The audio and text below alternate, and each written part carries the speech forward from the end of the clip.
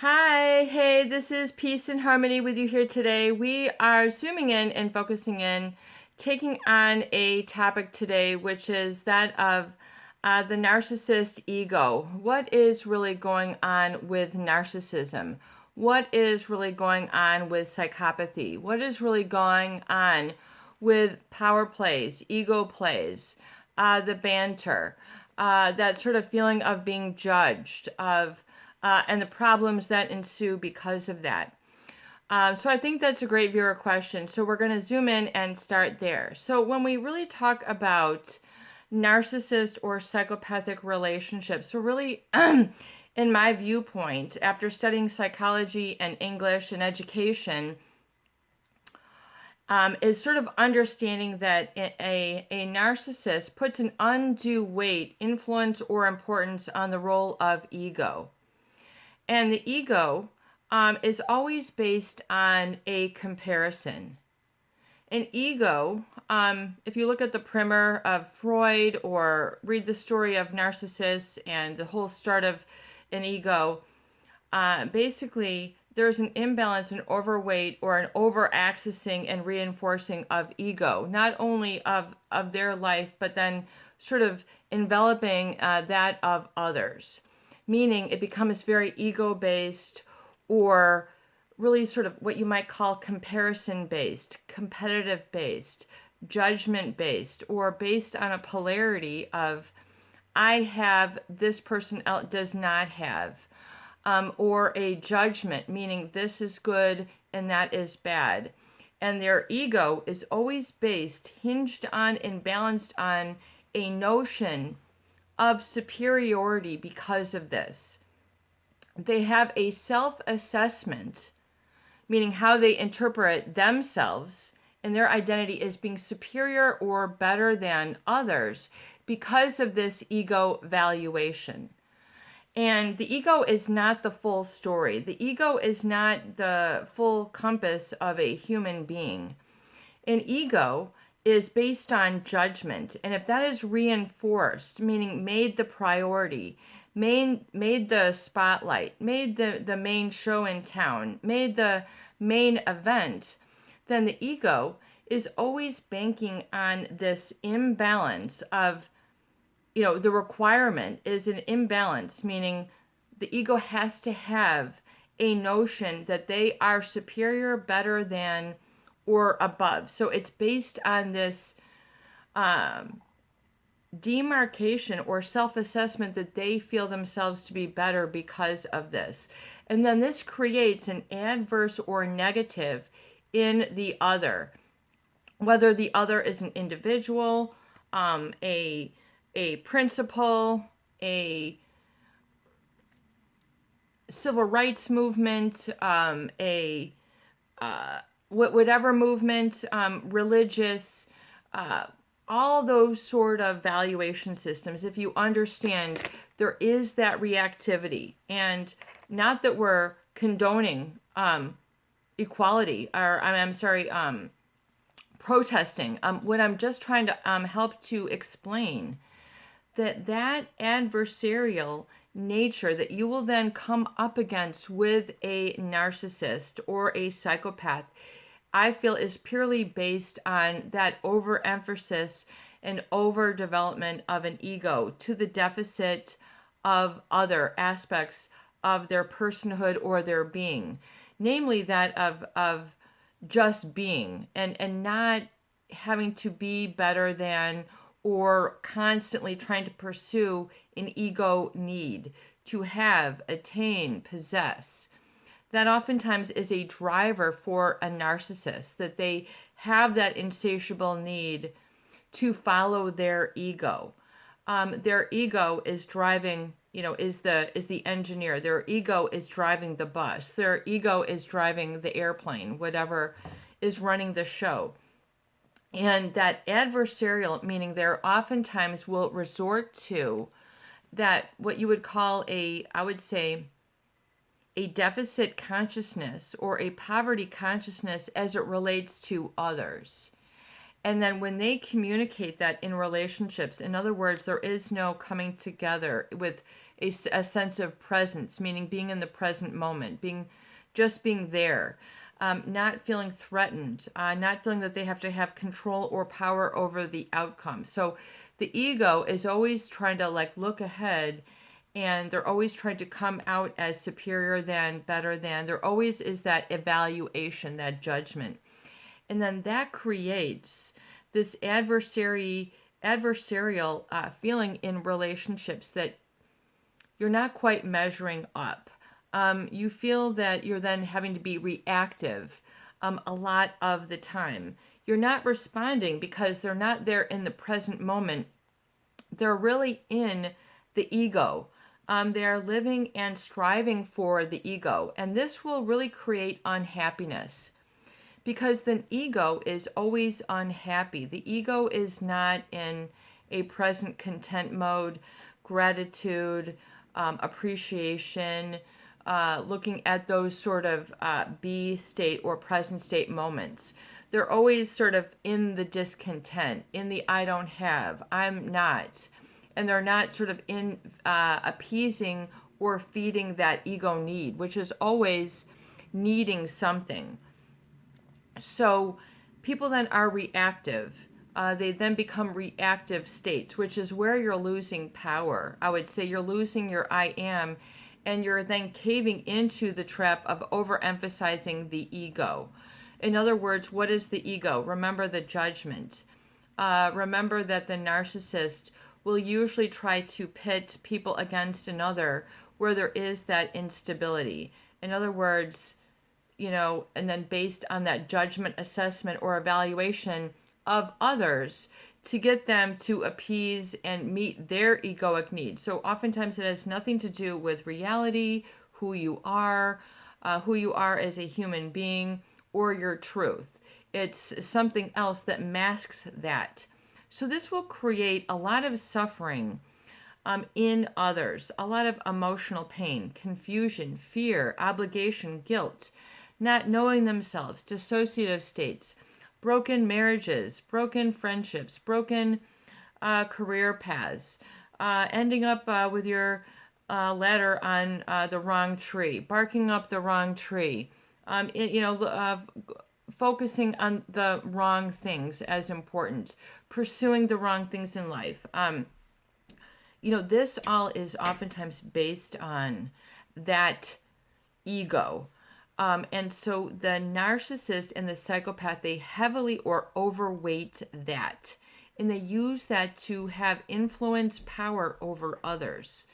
Meaning that they try to communicate and then motivate others to act in accordance with their egoic needs, to prove them right, to give them what they want, whatever their ego wants. So oftentimes you have to really sort of arrive and understand your own reactivity and what truly has caused you this pain and this negative assessment or this poverty consciousness. Meaning you feel that you don't have the speed, you don't have the phone, you don't have the shoes, you don't have the purse, you don't have the car, you don't have the time, you don't have the education. And then there is this sort of feeling of suffering, hopelessness, powerlessness, and then struggle to sort of get back again and get back on top. But realize oftentimes people then are finding themselves in a battle that they do not need to battle. In other words, what they feel is a win is not a real win. And then realize what has defined that. So the narcissist, their ego is based on some sort of persona. And in other words, how they want to be perceived. So this is natural. I mean, this is normal. Kids need to go through this, adults, all different phases of life. But, what you identify with. In other words, back in the day when you were growing up, what did you grow into beginning to identify with? In other words, did you identify with your physicality? Were you a great athlete? Did you identify with intellectual pursuits? Did you feel that maybe you had a good intelligence and that you got sort of results there? Did you find that you were more creative and you got good results there, and you identified maybe with music or painting or creating or building things? Where was your sort of inherent focus and rewarding for you, where you could, sort of identify and say, I am, and not to be better than, but where did you sort of gravitate to? Because I think that early awareness is very important to undoing a lot of the pain and then a lot of the suffering, and sort of going you're in the wrong direction in that repetitive cycle that the wounded, you're not liberated from that. And this again is a process.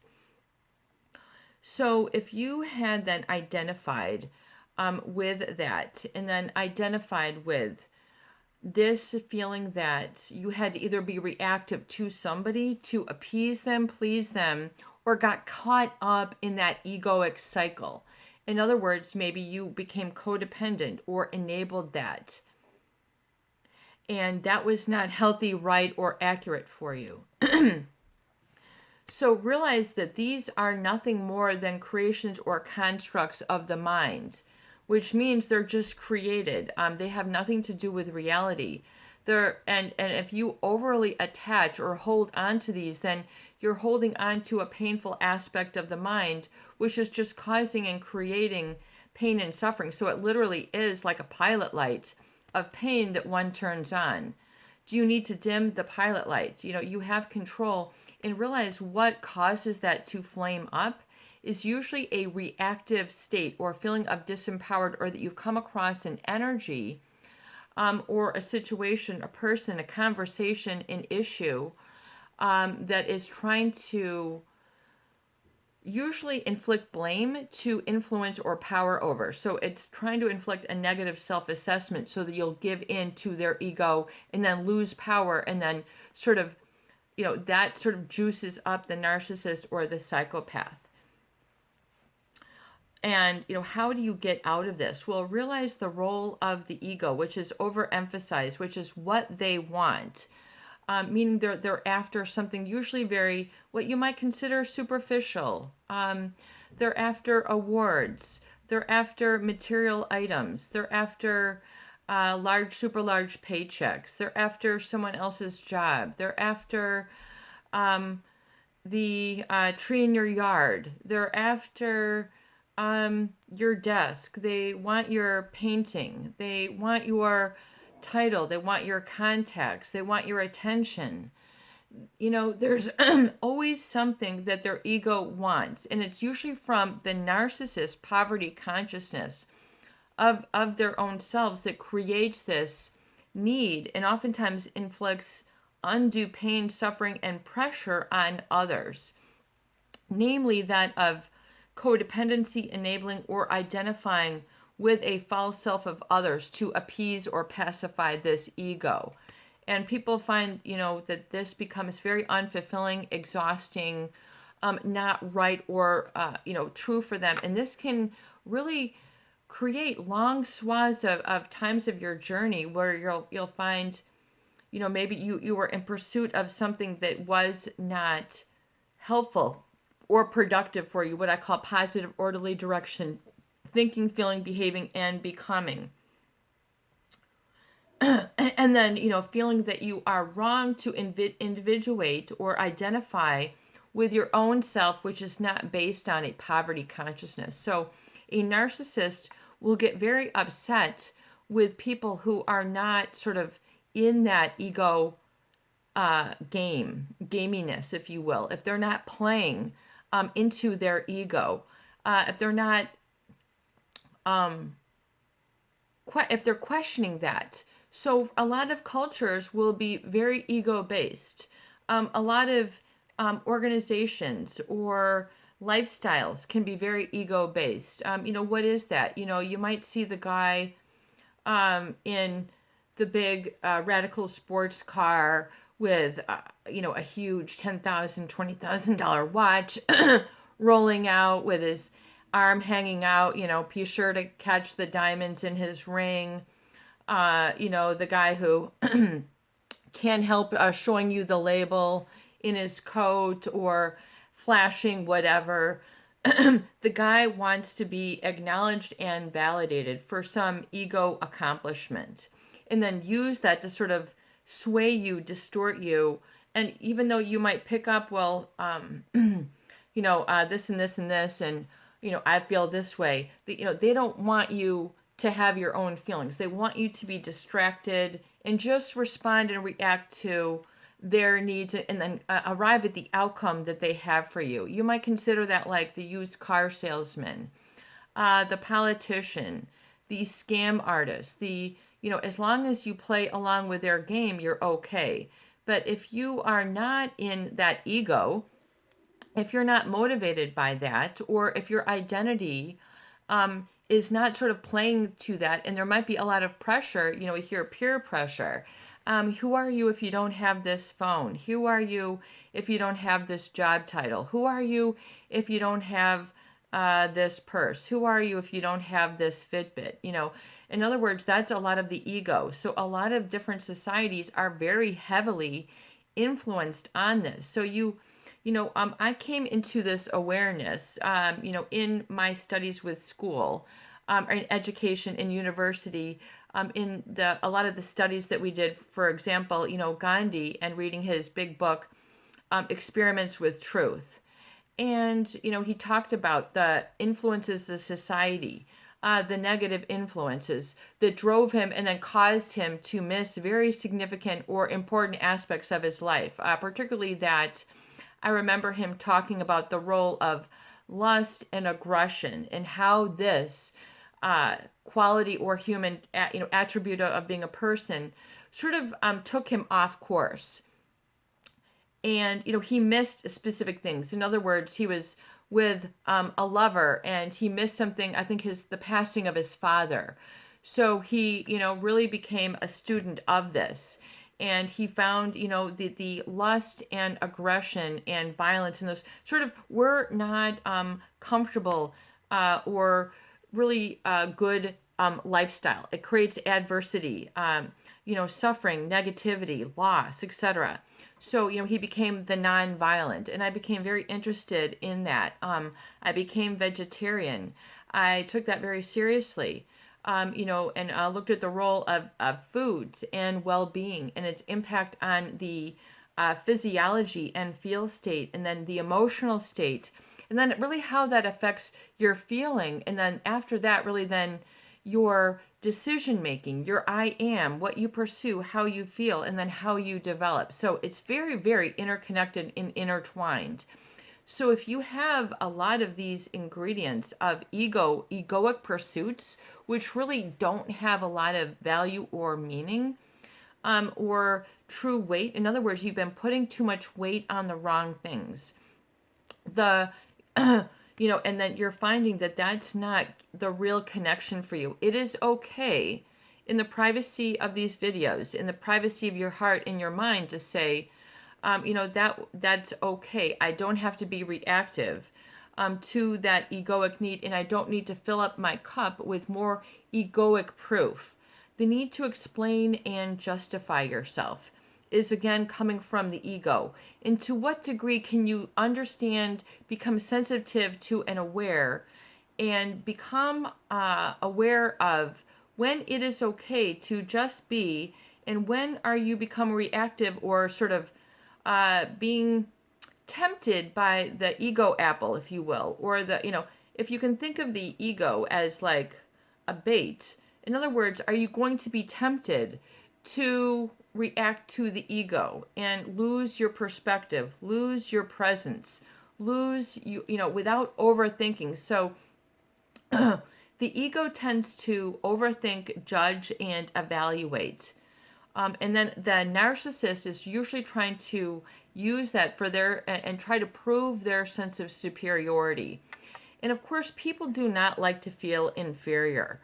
They don't like to be criticized, judged, condemned, hurt, shut out, isolated, scapegoated, or all those number of sundry discomfort states, which are based on the demarcation usually that you are not enough, you don't have enough, you're not pleasing, you're not accepted, you don't belong. So all of these sort of survival states, this becomes very much in, I would say, that very subconscious state where the healing needs to take place. So it is a journey. How long is this going to take?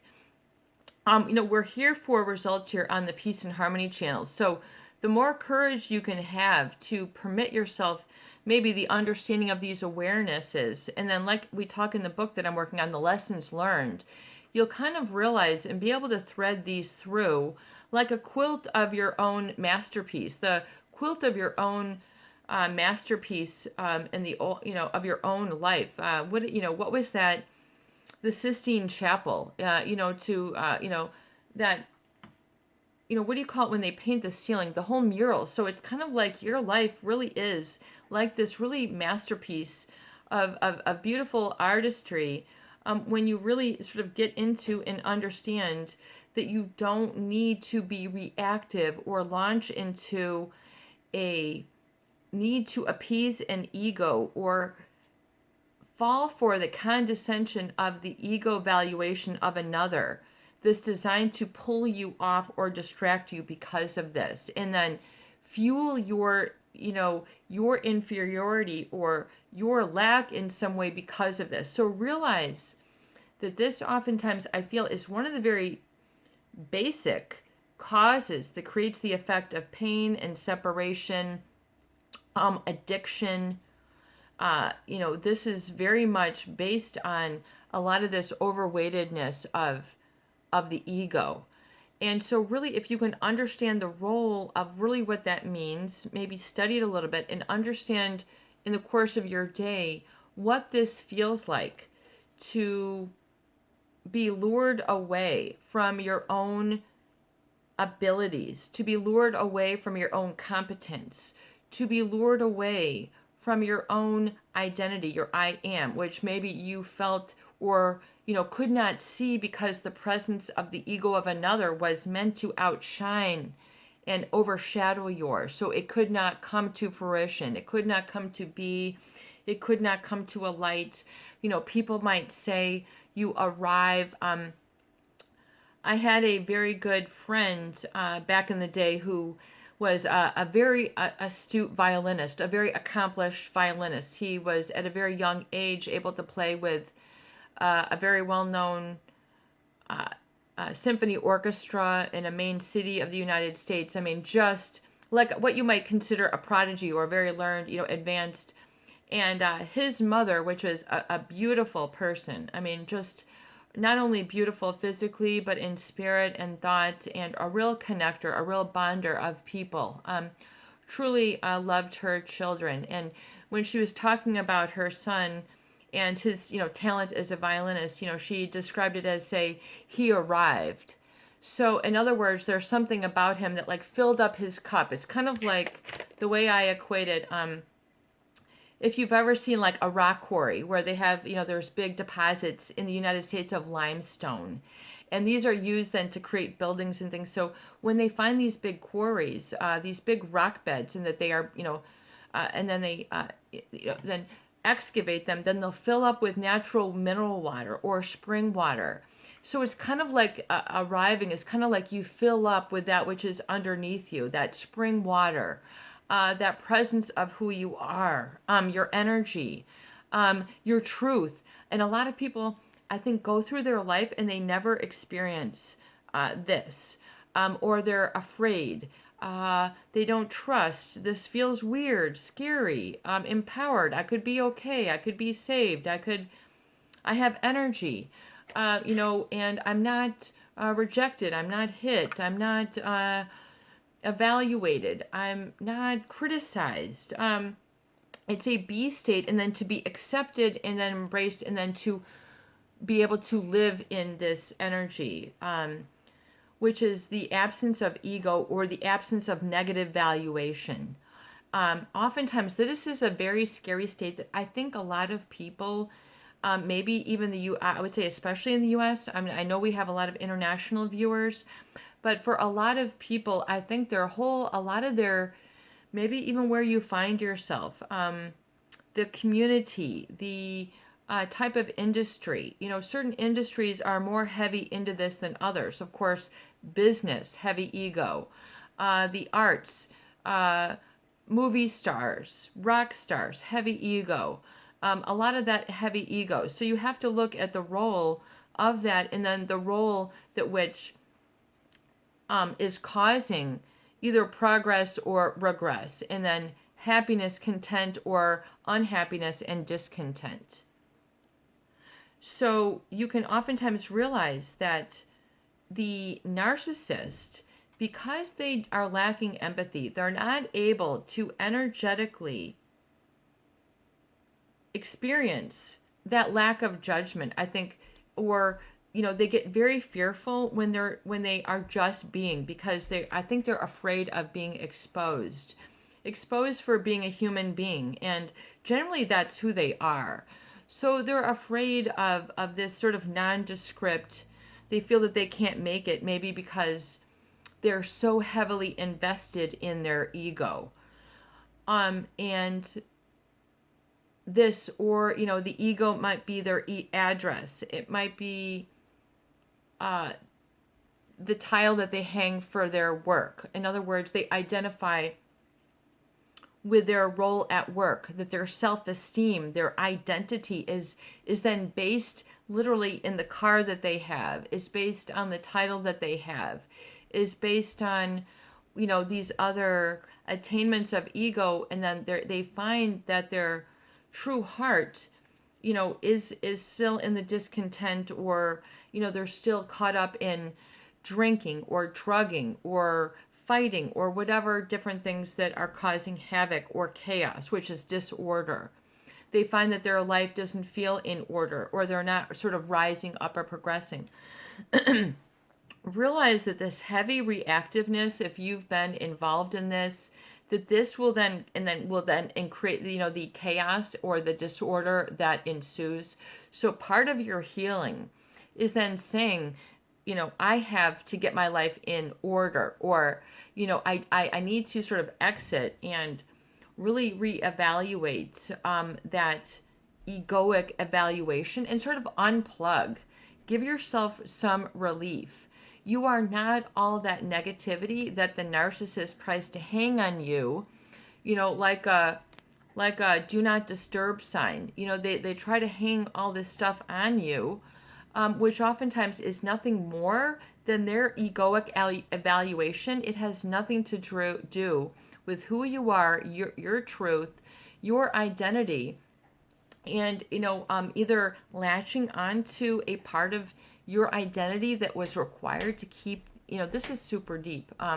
So in other words, with that relationship, did you have to then over-identify with an ego? Did you have to be super thin? Did you have to be super muscular? Did you have to be super rich?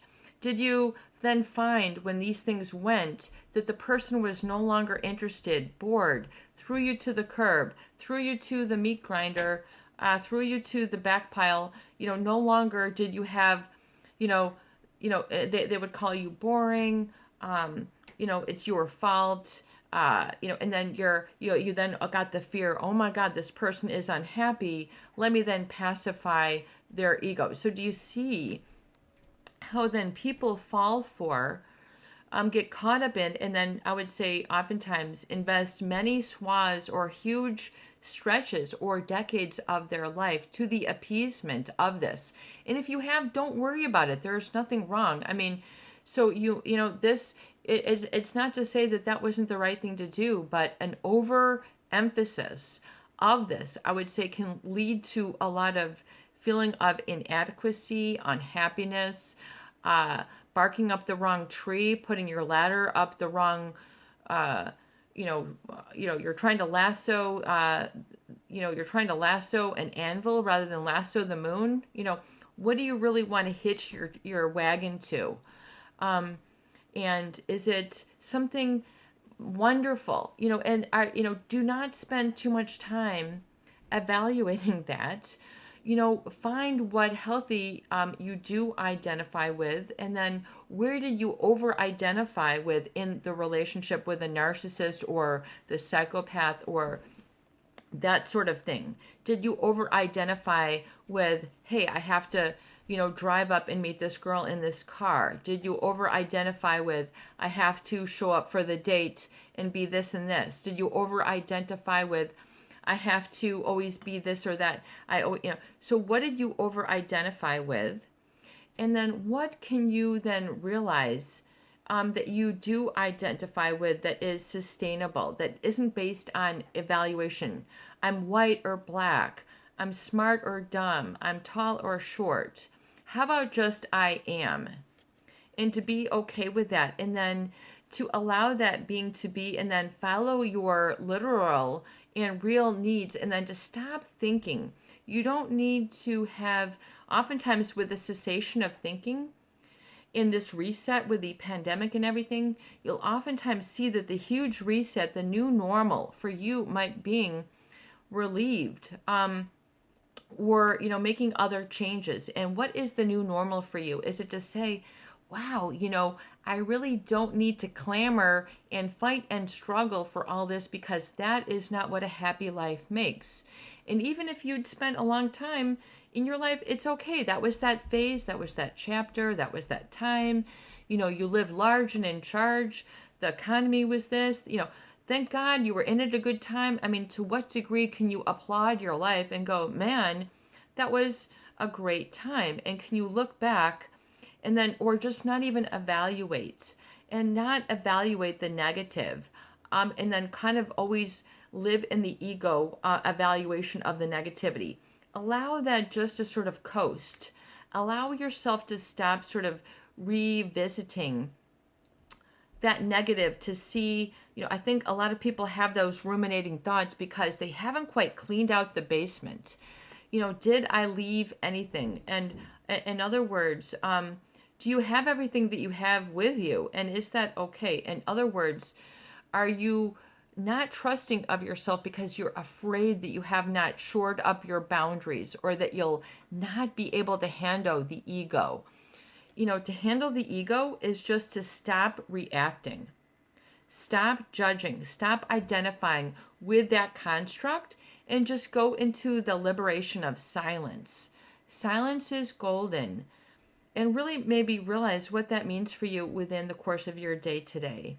And golden meaning of high value, of a precious metal, or alchemy, from oftentimes the invaluable to the valuable.